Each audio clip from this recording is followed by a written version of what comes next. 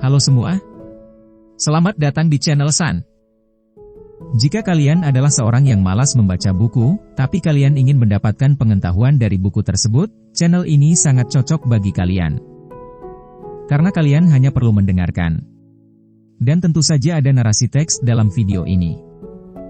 Saya San, dan selamat mendengarkan audiobook yang berjudul Berani Tidak Disukai.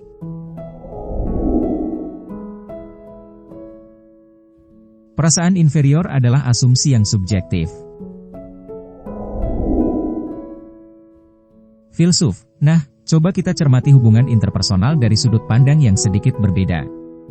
Apakah kau familiar dengan istilah perasaan inferior? Pemuda, pertanyaan yang konyol.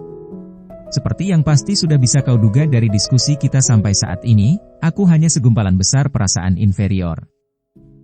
Filsuf, perasaan-perasaan apa itu, persisnya? Pemuda, misalnya, kalau melihat sesuatu di surat kabar tentang seseorang seumuranku yang benar-benar sukses, aku selalu dikuasai perasaan inferior. Kalau orang lain yang sudah hidup dalam waktu yang sama denganku bisa begitu sukses, apa yang kulakukan dengan diriku? Atau, waktu melihat seorang teman yang tampak bahagia, sebelum bisa merasa ikut senang karenanya, aku dipenuhi rasa iri dan frustrasi. Tentu saja, wajah yang jerawatan ini juga tidak banyak membantu, dan aku memiliki perasaan inferior yang kuat saat berurusan dengan pendidikan dan pekerjaan. Lalu, ada pula penghasilan dan kedudukan sosial. Kurasa aku benar-benar dipenuhi rasa rendah diri. Filsuf, aku mengerti. Kebetulan, Adler dianggap sebagai orang pertama yang menggunakan istilah perasaan inferior dalam konteks yang sedang dibicarakan hari ini. Pemuda, aku tidak tahu itu. Filsuf, dalam bahasa Ibu Adler, bahasa Jerman, kata yang dimaksud adalah minderwertigkeitsgefühl, yang artinya perasaan, gefühl, memiliki lebih sedikit, minder, harga, wert. Jadi, perasaan inferior, ini berkaitan dengan ukuran nilai seseorang terhadap dirinya. Pemuda, ukuran nilai? Filsuf, perasaan bahwa seseorang tidak berharga, atau bahwa nilai dirinya hanya sebatas itu.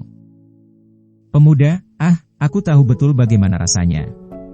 Singkatnya, itulah aku. Tiada hari yang kulalui tanpa menyiksa diri dengan berpikir bahwa tidak ada gunanya untuk terus hidup. Filsuf, kalau begitu, ayo kita lihat perasaan inferior yang kumiliki. Waktu kau pertama kali menjumpaiku, bagaimana kesanmu? Dalam hal karakteristik fisik. Pemuda, Filsuf, tidak perlu sungkan. Langsung saja. Pemuda, baiklah, kurasa kau agak sedikit lebih pendek dari yang kubayangkan. Filsuf, terima kasih. Tinggiku 155 cm. Tinggi badan Adler tampaknya kurang lebih sama. Ada masa-masa sebenarnya, sampai kira-kira seusiamu ketika aku mencemaskan tinggi badanku. Aku yakin bahwa keadaan akan berbeda kalau tinggi badanku rata-rata, 20 atau 10 cm lebih tinggi saja. Seakan-akan hidup yang lebih cerah sedang menanti. Aku bicara dengan temanku sewaktu perasaan ini melanda, dan dia berkata itu, omong kosong, dan langsung mengabaikannya. Pemuda, itu buruk sekali. Teman macam apa itu? Filsuf, lalu dia berkata, memangnya apa yang akan kau kerjakan kalau badanmu bertambah tinggi? Kau tahu, kau punya bakat untuk membuat orang rileks. Memang, pria berbadan besar dan kuat bisa mengintimidasi orang hanya karena ukuran tubuhnya. Namun, di sisi lain, dengan orang bertubuh kecil sepertiku, mereka bisa melepaskan kewaspadaan. Jadi, aku dibuat sadar bahwa memiliki perawakan kecil adalah hal yang menguntungkan, baik bagiku maupun bagi mereka yang ada di sekelilingku. Dengan kata lain, terjadi transformasi nilai. Aku tidak mencemaskan tinggi badanku lagi. Pemuda, oke. Tapi itu. Filsuf, tunggu sampai aku selesai. Yang penting di sini adalah bahwa tinggi badanku yang 155 cm itu tidak inferior. Pemuda, tidak inferior. Filsuf, malah, tinggi badan tersebut tidak lebih baik atau lebih buruk dari yang lain. Tentu, tinggi 155 cm itu lebih rendah dari tinggi badan rata-rata, dan angka tersebut adalah angka yang diukur secara objektif. Sekilas, ini mungkin dianggap inferior. Tapi persoalannya sebenarnya adalah bagaimana aku memaknai tinggi badanku, nilai apa yang kuberikan untuknya. Pemuda, artinya filsuf, semua perasaanku tentang tinggi badan itu hanya perasaan minder yang bersifat subjektif, yang timbul semata-mata karena aku membandingkan diriku dengan orang lain. Yang artinya, timbul dalam hubungan interpersonalku. Sebab kalau tidak ada orang lain yang bisa kubandingkan dengan diriku sendiri, aku tidak akan pernah berpikir bahwa aku pendek. Sekarang, kau juga sedang menderita banyak rasa minder. Tapi tolong pahami bahwa apa yang kau rasakan sekarang bukanlah perasaan inferior yang bersifat objektif, tapi perasaan inferior yang bersifat subjektif. Meskipun dengan masalah seperti tinggi badan, semua itu dapat disimpulkan pada subjektivitasnya. Pemuda, dengan kata lain, perasaan inferior yang kita alami adalah penafsiran yang bersifat subjektif ketimbang fakta yang objektif. Filsuf, benar sekali. Kalau dilihat dari sudut pandang temanku, aku membuat orang rileks atau aku tidak mengintimidasi mereka, aspek-aspek ini bisa menjadi poin-poin kelebihanku. Tentu saja, ini adalah penafsiran yang subjektif. Kau bahkan bisa mengatakan bahwa itu asumsi yang semaunya. Tapi, ada sesuatu yang baik tentang subjektivitas, hal ini membuat kita bisa memilih sendiri. Justru karena aku menyerahkannya pada subjektivitas, pilihan untuk memandang tinggi badanku sebagai hal yang menguntungkan atau tidak tetap terbuka. Pemuda, argumen bahwa engkau bisa memilih gaya hidup yang baru? Filsuf, itu benar. Kita tidak bisa mengubah fakta objektif. Tapi penafsiran subjektif bisa diubah sesering yang kita inginkan. Dan kita menghuni alam subjektivitas. Kita sudah membicarakan hal ini sejak awal, ya kan? Pemuda, ya, air sumur yang bersuhu 18 derajat. Filsuf, sekarang, ingat-ingat lagi istilah bahasa Jerman untuk perasaan inferior, Minderwertigkeitsgefühl. Seperti yang baru saja kukatakan, perasaan inferior adalah istilah yang berkaitan dengan ukuran nilai seseorang atas dirinya sendiri. Kalau begitu, nilai seperti apa itu? Oke, intan contohnya, yang diperdagangkan dengan nilai yang tinggi. Atau kurs mata uang. Kita menetapkan nilai-nilai tertentu untuk hal-hal ini, dan menyatakan bahwa 1 karat adalah sebanyak ini, bahwa harganya adalah sejumlah itu. Tapi kalau sudut pandangmu diubah, sebutir intan itu tak lebih dari secuil kecil batu. Pemuda, ya, secara intelektual itu benar. Filsuf, dengan kata lain, nilai adalah sesuatu yang didasarkan pada satu konteks sosial. Nilai yang diberikan pada selembar uang kertas bukanlah nilai yang disandangkan secara objektif, sekalipun itu mungkin pendekatan yang masuk akal. Kalau orang mempertimbangkan biaya aktualnya sebagai materi cetak, nilainya sama sekali tidak mendekati $1. Seandainya aku adalah satu-satunya orang di dunia ini, dan tidak ada yang lain, aku mungkin akan melemparkan uang kertas itu ke tungku perapian saat musim dingin. Mungkin aku akan memakainya untuk mengusap ingus. Mengikuti logika yang sama persis, aku seharusnya tidak punya alasan untuk mencemaskan tinggi badanku. Pemuda, seandainya kau satu-satunya orang yang ada di dunia ini, dan tidak ada yang lain. Filsuf, ya. Masalah nilai pada akhirnya membawa kita lagi pada hubungan interpersonal. Pemuda, jadi, ini berkaitan dengan perkataanmu sebelumnya, bahwa segala persoalan adalah tentang hubungan interpersonal? Filsuf, ya, itu benar.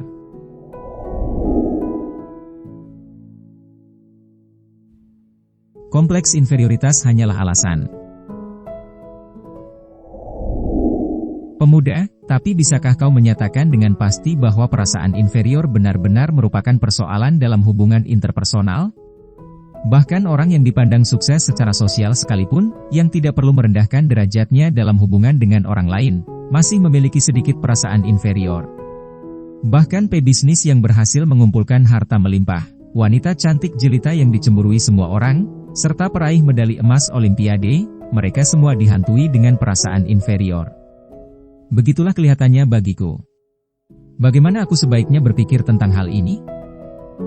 Filsuf, Adler mengakui bahwa perasaan inferior adalah sesuatu yang dimiliki semua orang. Tidak ada yang buruk dari perasaan itu sendiri. Pemuda, lalu, kenapa orang memilikinya? Filsuf, ini mungkin perlu dipahami dalam urutan tertentu. Pertama-tama, manusia lahir ke dunia sebagai makhluk yang tak berdaya. Dan manusia memiliki hasrat universal untuk bisa lepas dari keadaan tak berdaya ini. Adler menyebutnya, upaya untuk meraih superioritas. Pemuda, upaya untuk meraih superioritas? Filsuf, ini sesuatu yang bisa kau anggap saja sebagai harapan untuk meningkat atau memburu satu kondisi ideal. Misalnya, seorang anak balita belajar berdiri seimbang dengan kedua kaki. Dia memiliki hasrat universal untuk mempelajari bahasa dan untuk meningkatkan diri. Dan seluruh kemajuan sains di sepanjang sejarah manusia juga disebabkan oleh upaya untuk meraih superioritas ini. Pemuda, oke. Lalu, filsuf, padanannya adalah perasaan inferior. Semua orang ada dalam kondisi ingin meningkatkan diri, yakni upaya untuk meraih superioritas. Kita memiliki aneka idealisme atau tujuan, dan mengarah ke sana. Akan tetapi, saat tidak mampu meraih idealisme, kita akan memendam perasaan minder. Misalnya, ada juru masak yang selalu dilanda perasaan inferior saat menjadi semakin cakap dan inspiratif. Ini membuat mereka berkata kepada diri sendiri, aku masih belum cukup bagus, atau aku harus meningkatkan masakanku ke level selanjutnya, dan hal-hal semacam itu. Pemuda, itu benar. Filsuf, Adler mengatakan upaya meraih superioritas dan perasaan inferior bukanlah penyakit, namun memacu kerja keras dan pertumbuhan yang normal dan sehat. Kalau tidak digunakan dengan cara yang salah, perasaan inferior juga dapat mempromosikan kedua aspek tersebut. Pemuda, perasaan inferior ini semacam landasan pacu? Filsuf, itu benar. Manusia akan berupaya menyingkirkan perasaan inferiornya, dan terus maju. Manusia tidak pernah puas dengan situasinya saat ini dan ingin maju, meski hanya selangkah. Manusia ingin lebih bahagia. Sama sekali tidak ada yang salah dengan keadaan perasaan semacam ini. Akan tetapi, ada orang-orang yang kehilangan keberanian untuk maju selangkah ke depan, dan yang tidak bisa menerima fakta bahwa situasinya dapat diubah dengan mengambil tindakan nyata. Orang-orang yang langsung menyerah bahkan sebelum berusaha, dan mengatakan hal-hal seperti, aku toh tidak cukup baik, atau, sekalipun mencoba, aku tidak akan berhasil. Pemuda, ya, itu benar. Tak diragukan lagi kalau perasaan inferiornya kuat, kebanyakan orang akan menjadi negatif dan berkata, aku toh tidak cukup baik. Sebab begitulah yang dimaksud perasaan inferior. Filsuf, tidak, ini bukan perasaan inferior, ini gejala kompleks inferioritas. Pemuda, kompleks? Itu yang dimaksud dengan perasaan inferior, bukan? Filsuf, hati-hati. Istilah kompleks yang dipakai hari-hari ini di negara kita tampaknya diartikan sama dengan perasaan inferior. Kau sering mendengar orang berkata, aku punya sejenis kompleks dengan kelopak mataku, atau dia punya sejenis kompleks dengan pendidikannya, hal-hal semacam itu. Istilah ini benar-benar sudah disalahgunakan. Pada dasarnya, kompleks merujuk pada keadaan mental yang abnormal, yang tersusun oleh sekumpulan emosi dan pemikiran yang rumit, dan tidak ada sangkut pautnya dengan perasaan inferior. Misalnya, ada kompleks Oedipus dari Freud, yang dipakai dalam konteks saat membahas ketertarikan abnormal seorang anak pada orang tua yang berlawanan jenis. Pemuda, ya. Nuansa abnormalitas ini kuat sekali ketika berkaitan dengan mater kompleks dan vater kompleks. Filsuf, jadi, untuk alasan serupa, penting untuk tidak mencampur adukan perasaan inferior dengan kompleks inferioritas dan memandang keduanya sebagai hal yang berbeda. Pemuda, secara konkret, di mana perbedaannya? Filsuf, tidak ada yang salah dari perasaan inferior itu sendiri. Kau sekarang memahami poin ini, bukan? Seperti yang Adler katakan, perasaan inferior bisa menjadi pemicu bagi kerja keras dan pertumbuhan seseorang.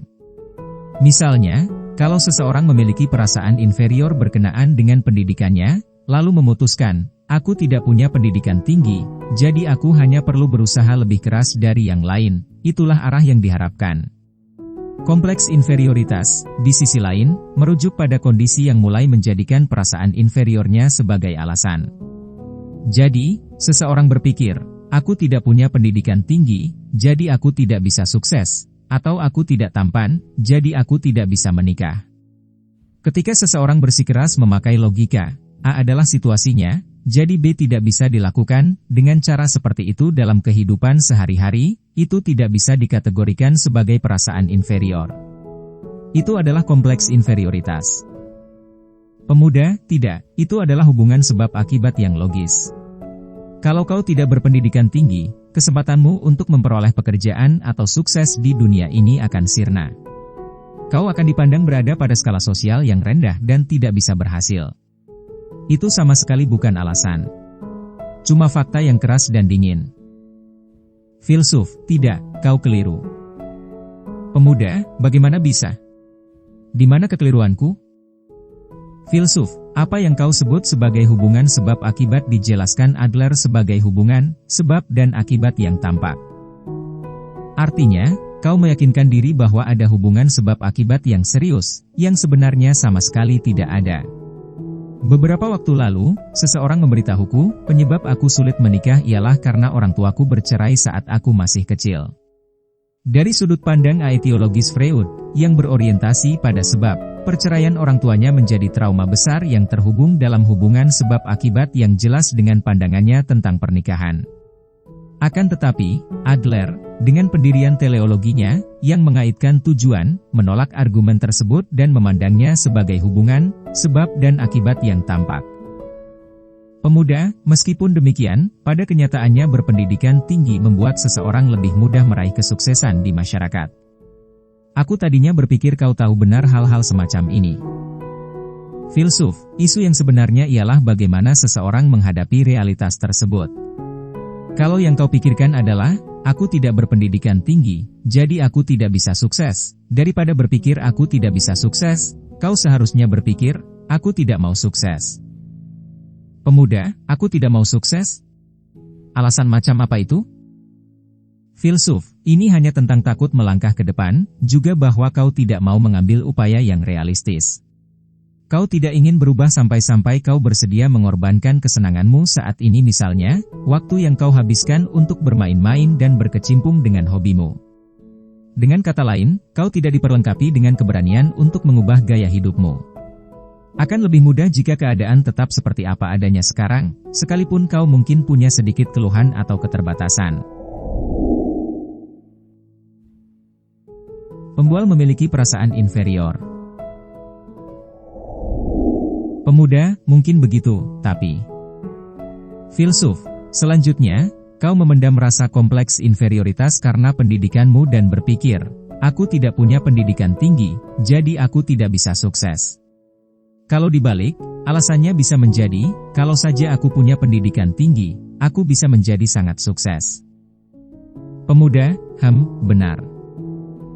Filsuf, inilah aspek lain dari kompleks inferioritas. Mereka yang memanifestasikan gejala kompleks inferioritas dalam perkataan atau sikapnya, yang menyatakan bahwa A adalah situasinya, jadi B tidak bisa dilakukan, sedang menyiratkan bahwa kalau saja bukan karena A, aku pasti mampu dan punya nilai. Pemuda, kalau saja bukan karena ini, aku juga bisa melakukannya. Filsuf, ya. Seperti yang ditunjukkan Adler, tidak ada yang bisa menanggung perasaan inferior terlalu lama. Perasaan ini dimiliki setiap orang, tapi terus-menerus memilikinya akan jadi terlalu sulit untuk ditanggung. Pemuda, ini jadi tambah membingungkan. Filsuf, oke, kita akan melihatnya satu persatu. Kondisi inferior adalah kondisi saat seseorang merasa ada yang hilang dari dirinya saat ini. Kalau begitu, pertanyaannya adalah, pemuda, bagaimana kau mengisi bagian yang hilang itu, bukan? Filsuf, tepat sekali. Bagaimana cara mengisi bagian yang hilang itu? Cara yang paling sehat adalah berupaya mengisinya lewat kerja keras dan pengembangan diri. Misalnya dengan mencurahkan perhatian pada studinya, terus-menerus berlatih atau giat bekerja. Akan tetapi, orang-orang yang tidak diperlengkapi dengan keberanian pada akhirnya akan masuk ke kompleks inferioritas. Lagi-lagi, ini tentang berpikir, aku tidak punya pendidikan tinggi, jadi aku tidak bisa sukses. Dan ini menyiratkan kemampuanmu dengan menyatakan, andai aku berpendidikan tinggi, aku bisa menjadi sangat sukses. Bahwa, aku yang sesungguhnya, yang kebetulan tersembunyi saat ini karena masalah pendidikan, sebenarnya superior. Pemuda, tidak, itu tidak masuk akal. Hal kedua yang kau katakan melampaui perasaan inferior. Itu sebenarnya lebih menyerupai bualan kosong ketimbang apapun, bukan? Filsuf, memang. Kompleks inferioritas juga bisa berkembang ke dalam kondisi mental khusus lainnya. Pemuda, apa itu? Filsuf, aku ragu kau pernah mendengar tentangnya. Namanya, kompleks superioritas. Pemuda, kompleks superioritas? Filsuf, seseorang menderita perasaan inferioritas yang kuat, ditambah lagi, dia tidak punya keberanian untuk menebusnya melalui model kerja keras dan pertumbuhan yang sehat. Meski begitu, dia tidak bisa menoleransi kompleks inferioritas dari pemikiran A adalah situasinya, jadi B tidak bisa dilakukan. Dia tidak bisa menerima ketidakbecusan dirinya. Di titik itu, dia berupaya menebusnya dengan cara berbeda, dan mencari jalan keluar yang lebih mudah. Pemuda, cara seperti apa? Filsuf, dengan bersikap seakan-akan dirinya superior, dan menikmati perasaan superior yang semu. Pemuda, perasaan superior yang semu. Filsuf, contoh yang lazim adalah memberikan kewenangan. Pemuda, artinya? Filsuf, seseorang memamerkan hubungan baiknya dengan orang berpengaruh, umumnya ini bisa jadi siapa saja, mulai dari ketua kelas sampai selebritas terkenal. Dan dengan memamerkannya, dia mengumumkan bahwa dia spesial. Perilaku seperti memberikan pernyataan menyesatkan tentang pengalaman kerjanya atau menunjukkan loyalitas berlebihan pada merek pakaian tertentu adalah bentuk-bentuk pemberian kewenangan, dan barangkali juga mengandung aspek-aspek kompleks superioritas. Dalam setiap kasus, bukan berarti, aku, memang superior atau spesial. Hanya saja dia sedang membuat, aku, tampak superior dengan mengaitkannya kepada otoritas. Singkat kata, ini adalah perasaan superior buatan. Pemuda, dan yang menjadi fondasinya adalah perasaan inferior yang intens? Filsuf, tentu saja. Aku tidak tahu banyak tentang fashion, tapi kukira akan lebih bijaksana berpikir bahwa orang-orang yang mengenakan cincin batu mirah dan zamrud di seluruh jari tangannya sedang bermasalah dengan rasa minder, daripada isu tentang kepekaan estetika. Dengan kata lain, mereka punya tanda-tanda kompleks superioritas. Pemuda, benar. Filsuf, tapi mereka yang membuat diri mereka terlihat lebih besar dengan kekuatan pinjaman pada hakikatnya sedang hidup menurut sistem nilai orang lain, mereka sedang menjalani kehidupan orang lain. Ini poin yang harus ditekankan. Pemuda, jadi, kompleks superioritas. Ini psikologi yang sangat menarik. Bisakah kau memberiku contoh lain? Filsuf, ada tipe orang yang senang membanggakan prestasinya. Seseorang yang bergayut pada kehebatannya di masa lalu, dan selalu mengingat-ingat kenangan saat dia menjadi paling bersinar. Mungkin kau kenal beberapa orang seperti ini. Mereka semua bisa dibilang punya kompleks superioritas. Pemuda, tipe yang suka membanggakan prestasi? Ya, itu sikap yang arogan, tapi dia bisa bicara besar karena dia memang superior. Kau tidak bisa bilang itu perasaan superior yang semu. Filsuf, tapi itu keliru. Mereka yang sampai membanggakan keadaan dengan lantang sebenarnya tidak memiliki keyakinan pada diri sendiri. Seperti yang diindikasikan dengan jelas oleh Adler, mereka yang suka membanggakan diri melakukannya semata karena merasa inferior. Pemuda, kau bilang membanggakan diri adalah kebalikan dari perasaan inferior. Filsuf, itu benar. Kalau seseorang benar-benar yakin pada dirinya sendiri, dia tidak merasa perlu berbangga. Dia hanya melakukannya karena perasaan inferior yang sangat kuat. Dia makin merasa perlu memamerkan keunggulannya. Ada kekhawatiran bahwa kalau dia tidak melakukannya, tidak ada seorang pun yang akan menerima apa adanya diriku. Ini adalah kompleks superioritas sepenuhnya. Pemuda, jadi, meskipun seseorang berpikir bahwa dari kata-katanya kompleks inferioritas dan kompleks superioritas terdengar saling bertolak belakang, sebenarnya keduanya memiliki arti yang saling berdekatan? Filsuf, ya, keduanya jelas berkaitan. Nah, ada satu contoh terakhir yang ingin kusampaikan, satu contoh rumit tentang membanggakan diri. Ini pola yang mengarah pada perasaan superior khusus yang terwujud akibat perasaan inferior yang semakin intens. Secara konkret, ini adalah upaya membanggakan kemalangan diri sendiri. Pemuda, membanggakan kemalangannya sendiri? Filsuf, seseorang yang dengan bangga bicara tentang caranya dididik dan semacamnya, berbagai kemalangan yang menimpa dirinya. Kalau ada orang lain yang mencoba menghiburnya, atau menyarankan agar membuat sedikit perubahan, dia akan menolak bantuan tersebut dengan berkata, "Kau tidak mengerti perasaanku." Pemuda, ya, ada orang-orang seperti itu, tapi filsuf, orang-orang seperti ini akan berupaya membuat diri mereka spesial melalui kemalangan mereka, dan dengan satu fakta tunggal tersebut akan berupaya menempatkan diri di atas orang lain. Fakta bahwa tubuhku pendek, misalnya. Katakanlah ada orang baik hati yang datang kepadaku dan berkata, itu tidak perlu dikhawatirkan, atau hal-hal semacam itu tidak ada hubungannya dengan nilaimu sebagai manusia. Sekarang, andaikan aku menolak mereka dan berkata, kau pikir kau tahu apa yang dialami oleh orang-orang bertubuh pendek? Hah, takkan ada lagi orang yang mau mengatakan apapun padaku. Aku yakin semua orang di sekitarku akan mulai memperlakukanku seperti bisul yang hampir pecah, dan akan memperlakukanku dengan sangat hati-hati, atau mungkin bisa dikatakan, dengan sangat halus. Pemuda, benar sekali.